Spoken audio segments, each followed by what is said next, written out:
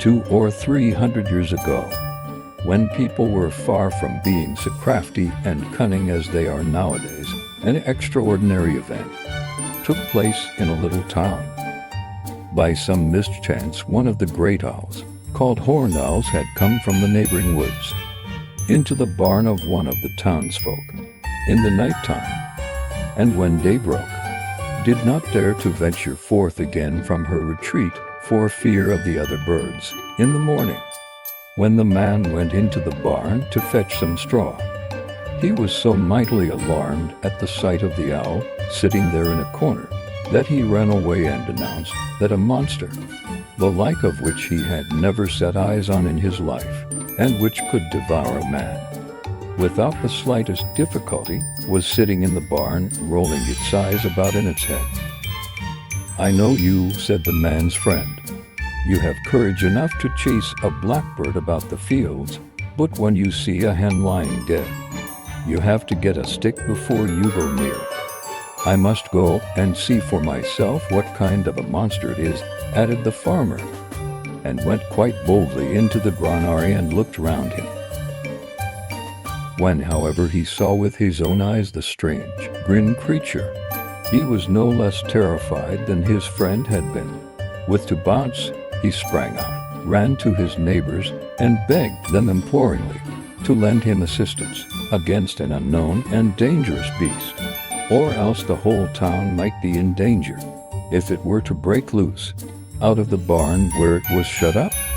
A great noise and clamor rose in all the streets. The townsmen came armed with spears, hay-forks, and axes, as if they were going out against an enemy.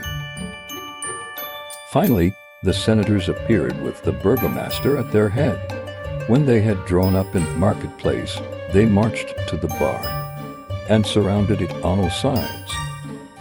There, upon one of the most courageous of them stepped forth, and entered with his spear lowered, but came running out immediately afterwards with a shriek, and as pale as death, and could not utter a single word.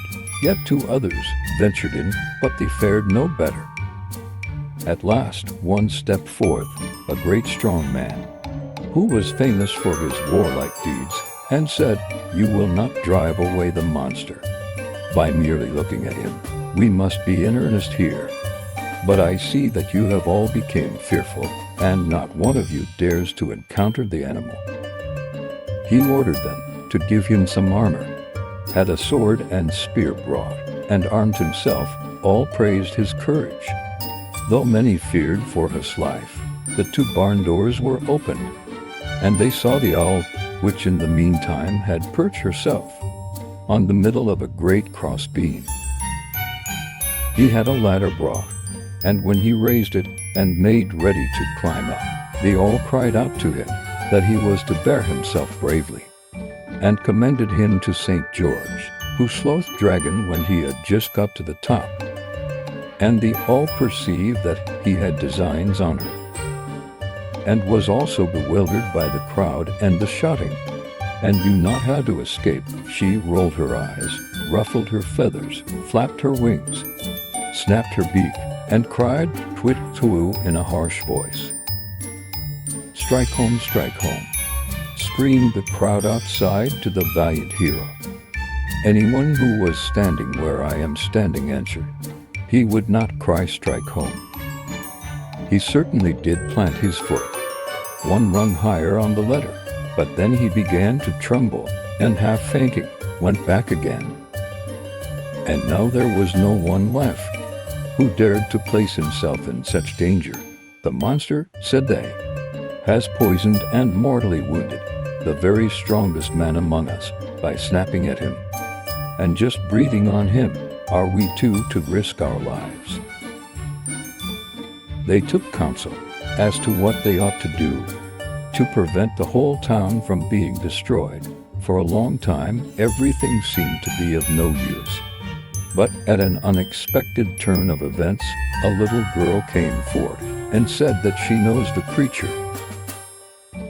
The townspeople, having no other options, asked the young girl for help get rid of the barn monster. So she brought dead mice on the barn floor and lured the owl outside the barn, and alas, as the owl grabbed the food on its beak, she flew away. Finally, the townsfolk can breathe a little better, having rid of the monster, and they cheered for the girl who became the town's little hero.